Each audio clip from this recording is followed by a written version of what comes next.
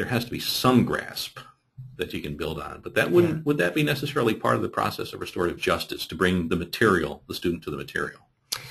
You ever had that situation? Yeah, so I think that using restorative justice principles and practices regarding that zero or the cheating and a subsequent zero it really is critical to understand why the student created that harm, I'll use that phrase, and how that impacted not only you as the mentor teacher, but how it also impacted the students around him, the entire community, right? So that's one issue.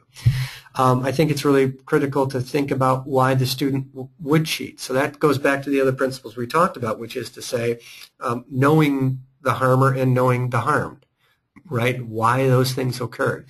I don't know that most students know zero. At least the students who are cheating, that they know zero about your content.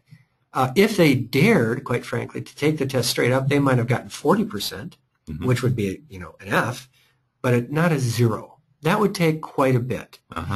Now, I suppose you could think of an example where one did know zero.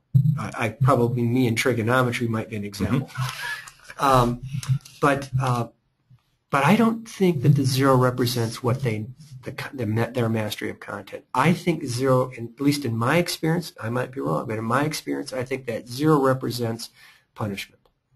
And I'm asking the question, frankly, is that punishment teaching a kid about the impact of that cheating? Right, maybe a 40F. Something. But that would only be a place to start. Absolutely. And perhaps that's a way to identify someone who has special challenges and routinely is not getting this. Yeah. It's a diagnostic that's right. tool.